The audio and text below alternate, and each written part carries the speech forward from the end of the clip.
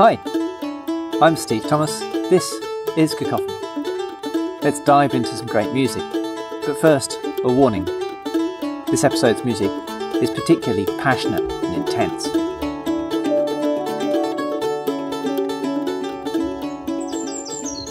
We're sticking with Romeo and Juliet after the last couple of episodes that featured West Side Story. My friend and Cacophony listener Aaron commented recently on how many composers had been inspired by Shakespeare's play, most famously Tchaikovsky, Berlioz, Prokofiev. Not forgetting, of course, Dire Straits, if you're old enough to remember. In fact, Shakespeare's been such an inspiration to so many composers. Not long ago, the actor Simon Callow curated a concert for one of the London orchestras, and they reckon they had a long list of over 300 pieces from which to choose. Aaron and I agree that to compare different composers' treatments of Romeo and Juliet would be invidious. But nonetheless, I fancy listening to some more Romeo and Juliet inspired music, so we're going to turn to Prokofiev. Just make sure not to compare it to West Side Story. Sergei Prokofiev's Romeo and Juliet contains one of the most famous tracks in all of classical music, the Dance of the Knights, sometimes known as Montagues and Capulets, and now firmly associated with the TV show The Apprentice, in the UK at least.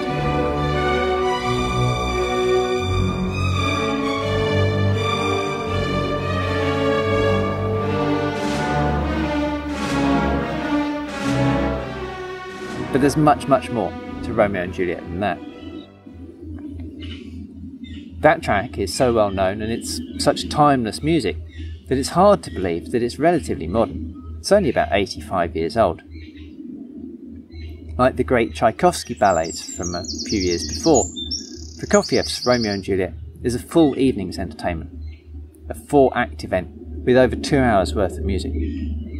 Produces a bit of a headache from a Cacophony point of view, because there's so much good stuff from which to choose. The first production of the ballet got cancelled, and there was no replacement in sight. So Prokofiev, in the mid-1930s, started to produce suites of music from the show. He wanted to get it out there. It was like an advertisement to say, look what you're missing out on. In the end, he produced 3 suites. They used a slightly smaller orchestra, and they cut out some of the more funky instruments like mandolins. But it's not like all the good stuff is in one suite. So what most conductors do is they concoct their own highlights package. This enables them to give you the whole story arc in the right order.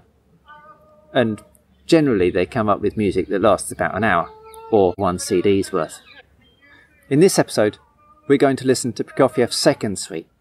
It's about 30 minutes of music. And it's the only one that takes you on any sort of journey through the piece. Prokofiev's music for Romeo and Juliet is full of brilliant numbers. It's sometimes angular and violent, sometimes light and classical. It's full of virtuoso demands on the players, and is always committed, convincing. It's great stuff, and I'm sure we'll return for more of it in future episodes. The suite starts proper with that most famous of all Prokofiev tunes. But first, we hear the prince's decree, his demand for good behaviour from the warring families, and his threat of banishment for any transgression. It mixes declamatory, discordant, even shocking brass with calm, eerie strings.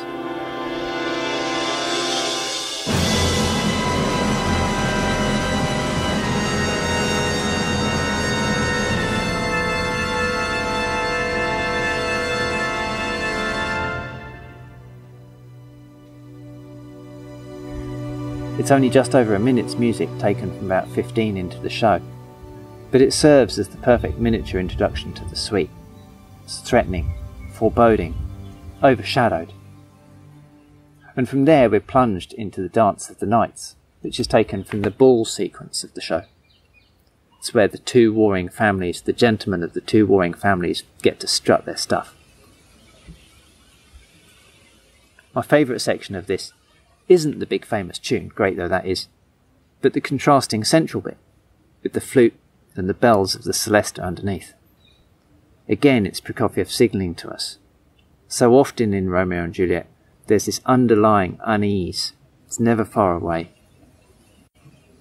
In the next two sections we hear character music, the tunes that introduce Juliet, the young girl, and Friar Lawrence. Juliet's playful and skittish, but also wistful, thoughtful, thinking about how she's growing up. Friar Lawrence sounds gently benevolent on bassoons and other low instruments. There are two dances for dance sake, these crucial moments in any ballet, where the main characters get a rest and the ensemble dancers take their moments in the spotlight.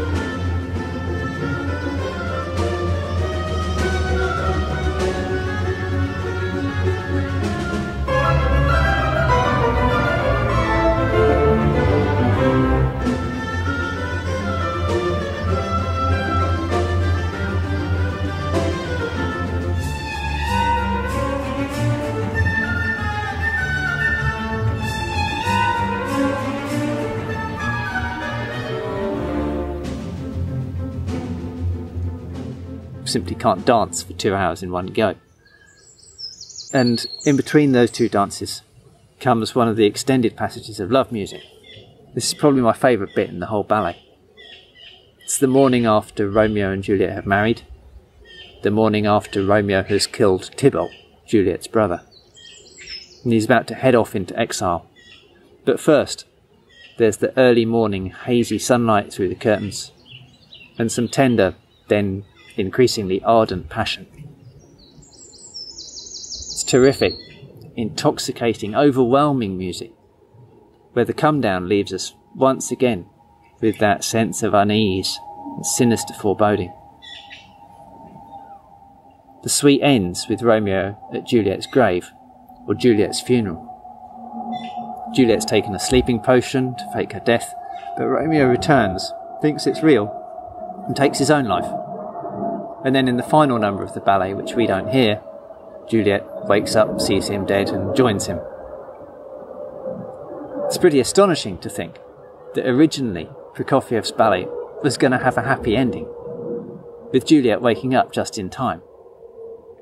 It's hard to think of many times when the Soviet authorities made the right call about something, but they were pretty shocked at this idea, and basically insisted on it being changed. This is in part why the original production got cancelled. Prokofiev tried to excuse the decision later on. The reasons that led us to such barbarism were purely choreographic, he said. Living people can dance, but the dead can't dance lying down. It's music of gut-wrenching pain, searing intensity. There's room amid the grief of Juliet's funeral for swathes of happiness too, of reflection, remembrances of their brief lives and of their brief love.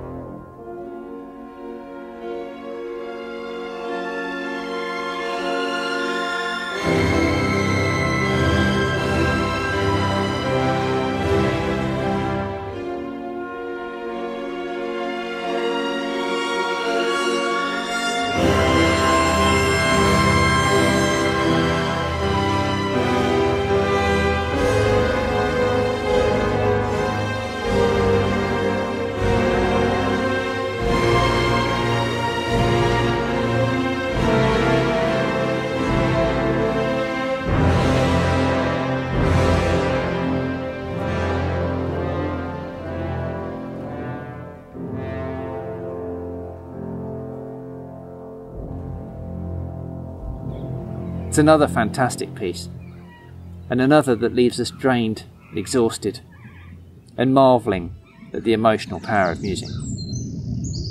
Let's have a listen. Click on the links in the show notes, and afterwards, please tell me what you think. I really love to hear from you. You can leave me a voice message here at Cacophony Online or using social media. If you'd like to contribute to Cacophony financially, there's a link where you can do that too. Please share the podcast and the trailer with anybody you know. Come back for more next time. Thanks for listening.